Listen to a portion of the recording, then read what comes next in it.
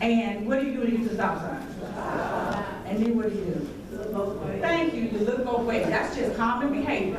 You want to make sure that all three of y'all will stop too, right? So that y'all don't come hit me when I cross the street. So she does what everyone else would do at a stop sign. She looks right, she looks left, and she looks again. And when she turns to look at it next time, she was meant for a slap in the face. Really.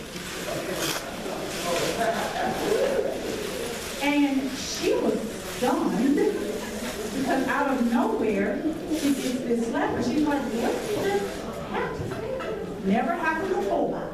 First time ever in her life that she's ever been struck by a man before. So he looked at her and he said, you looking at that dude over there. There was a man on the street, I guess that behind one of the stop signs, on a bicycle. And he tells her, you checking him out. She's stunned. She doesn't know what to say. And in those moments, he blamed it all on her. Again, it was her behavior that was what caused him to hit her, right? And so at first, because she was stunned, she didn't know what to do. She said, I'm not sure what to do, then maybe he's right. Rip. Maybe he's right. Because, okay, it's never happened before. She had no point of reference for this. She did not grow up in a home of abuse. So I don't know what this is. So maybe he's right. All right, so they continue to date. She goes on with this situation. And what she began to notice, in hindsight now, in the midst of it, she didn't see any of this, in hindsight, that he would tell her all kind of things to play his mind games. What it's called is called gaslighting. When you make me think I'm crazy. Like, you threw that thing in my head, but it didn't hit me, and you tell me, I ain't hurt you. Really? That's what you did to her. He told her all kind of things. When she would be eating, this is coercive control. She'd be eating, let's say they'd be eating that hamburger joint. She'd eat, take 2 bites. He said, stop, give me no more of that. Give me the rest of that sandwich. Give me the rest of that sandwich. As a matter of fact, what you need to do is work out a little bit more. That wouldn't hurt you if you give it just a little bit. Now, over time, and in fact, it didn't even take that much time. In a matter of 1.5 months, she lost 30 pounds. And she didn't even know that she had lost 30 pounds until her clothes started to hang off of her. Some of us would love to lose 30 pounds.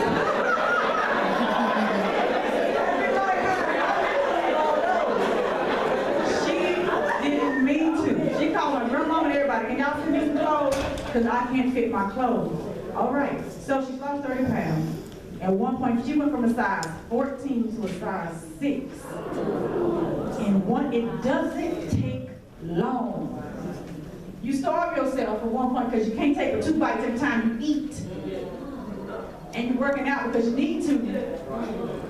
You lose 30 pounds. Don't do it that way. Not only did he coercively control her that way, financially, he had her give him all of her money.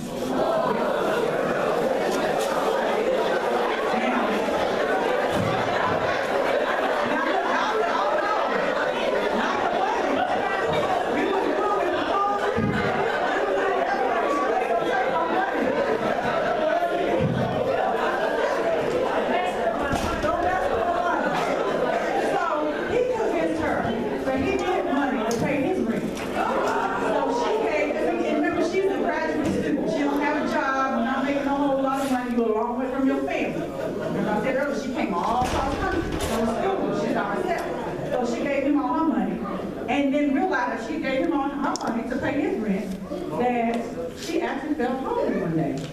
And she said, I don't have any food, and I really do need to eat. So what did she do? She called him, she said, hey, can I get some food? He says, no. And don't call me no more, and don't come over here.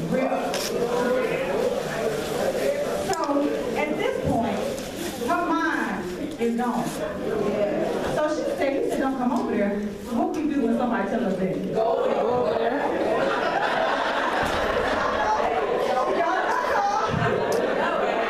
And she was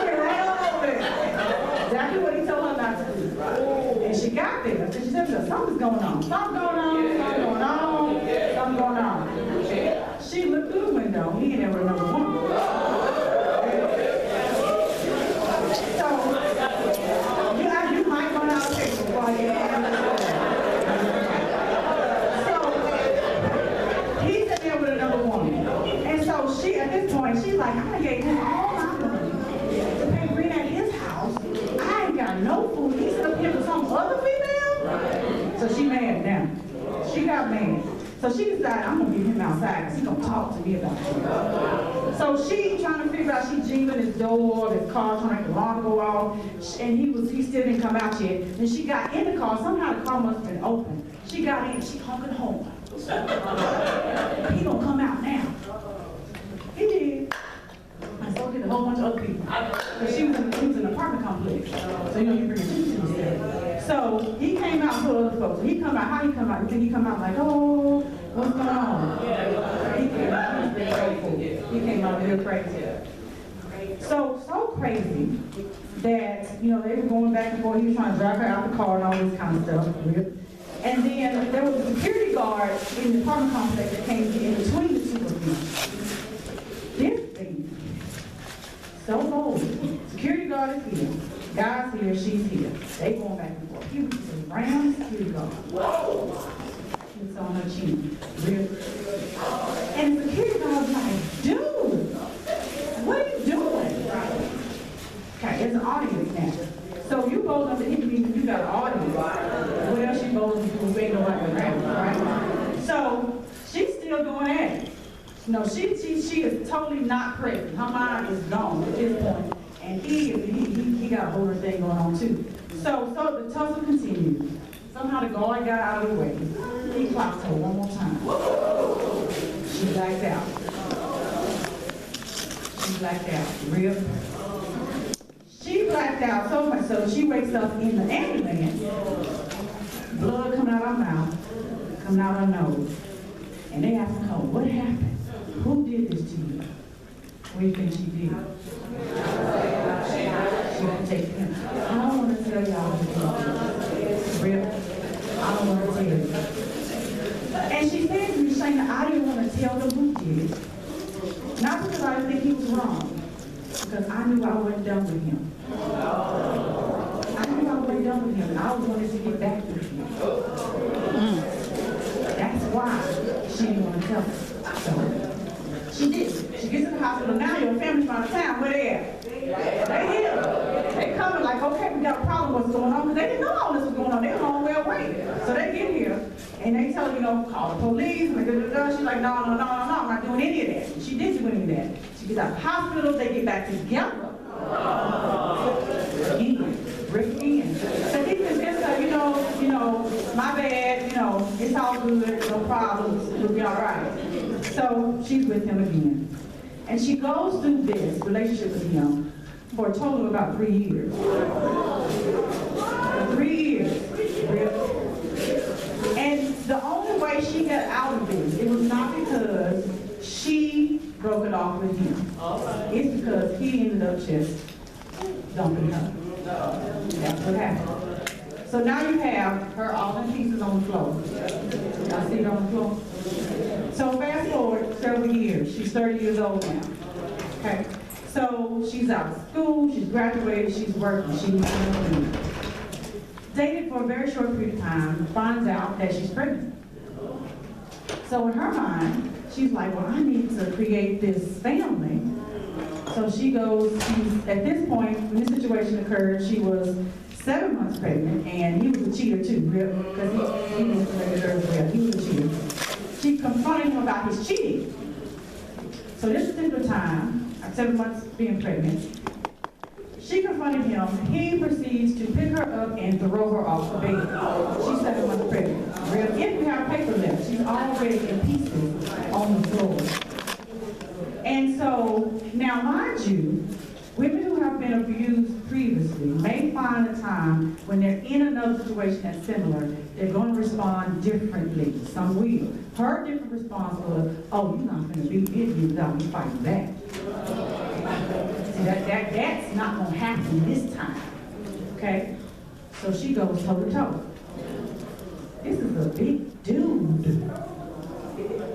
And she said, it has to be better than we just land and take it. So she fought back many, many times. But in her fighting back, what she ended up with, broken jaw, punched in the head, deep gripping, tackled. Anybody got paper there?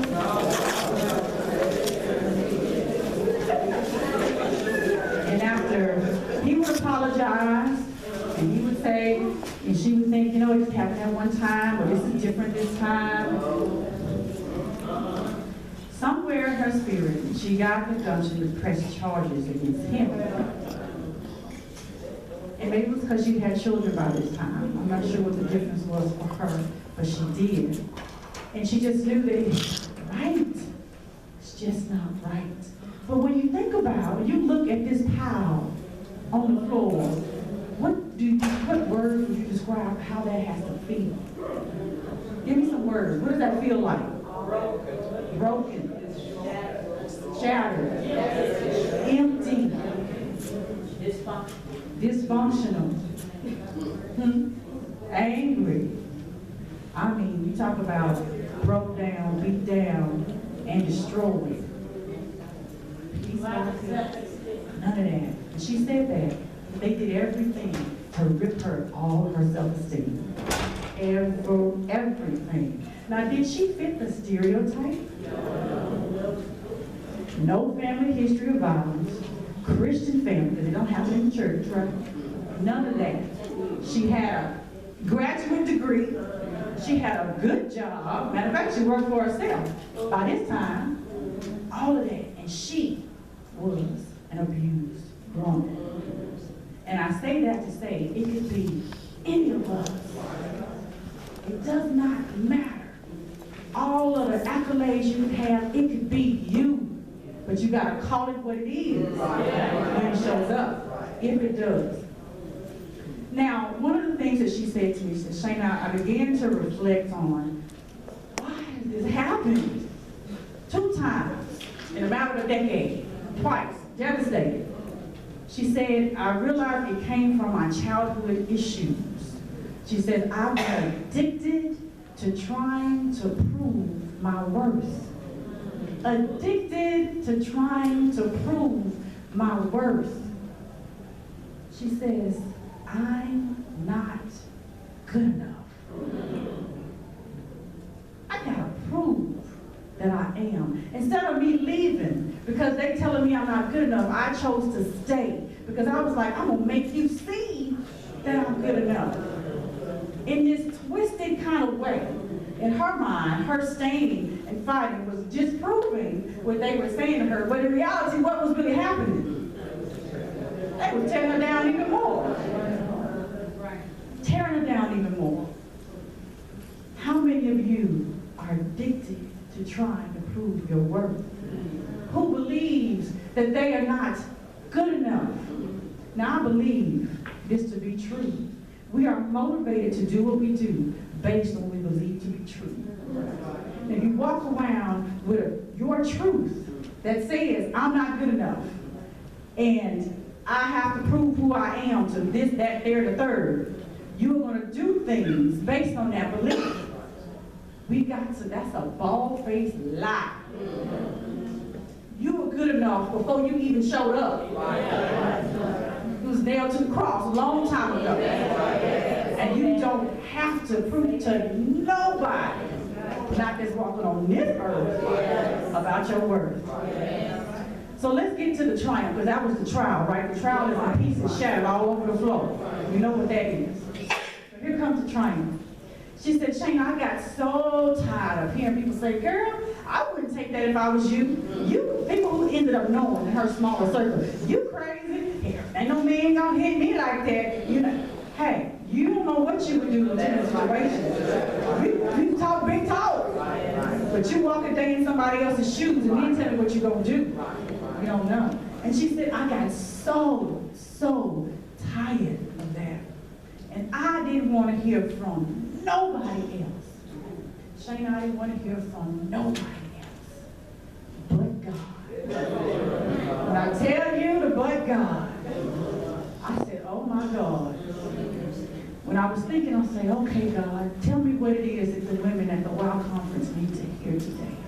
I always do, because I don't know what you need to hear. And that jumped right off the page at me. But God. What is but God? But God occurs when God interrupts the process of whatever was supposed to happen. And He keeps it from happening. But God. The Bible, we have several verses that speak to this. Genesis 50 and 20. You intended harm for me, but God intended it for good to accomplish what is now being done, saving a many lives. See, He meant to put her shadow on the floor in all those pieces so that would nobody else want them, because he did her such a favor of wanting her in the first place. But God intended all of that for good. Psalm 73:26. My flesh and my heart fail, but God is the strength in my heart and my portion forever. I am human, I am weak, I am but flesh, but God got all of the strength. I don't need anything else. For scarcely for a righteous man will one die. Yet perhaps for a good man, someone would even dare to die. But God demonstrates His own love toward us in that while we were still sinners, Christ died for us.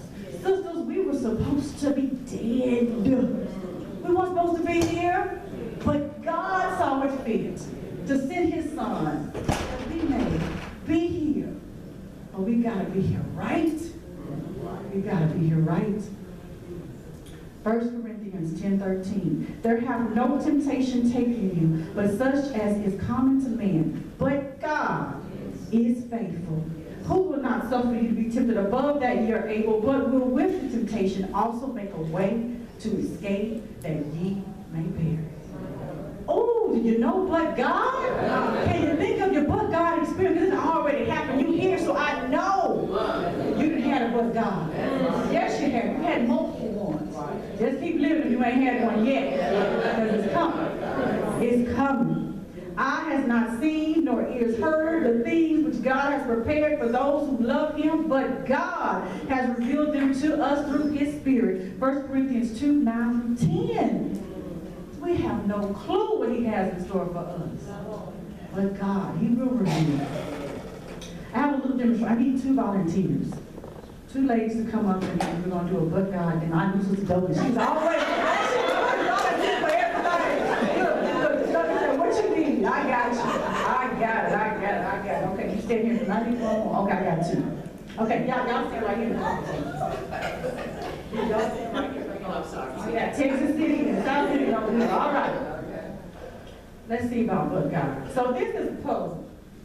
And it looks like life is pretty good. We got a bird, we got a goldfish, we got a cat and a dog. Now that bird's sitting on a branch with some bird food. He's doing good, right? The goldfish is in a fish tank. He's living life. The dog got a bone, can't get no better than that. And the cat got a mouse. I mean, life is perfect. Can't get any better. Now this could be Janet. It could be you. Life looks great. It does. But what happens when trials begin to happen? Pieces begin to fall. That person on your job that talked about you. People in your house that don't listen to you. Your children lie to you. Your husband ain't always right. The one who is not faithful. The church that is falling apart. Uh-oh. The one who abused you, talked about you like you was a dog. What's left? There's a shell of what was once there, right? This is life. This is Janet, all crumbled on your floor right now in front of you. But let's see what but God can do. Ladies, can you pick those up for me?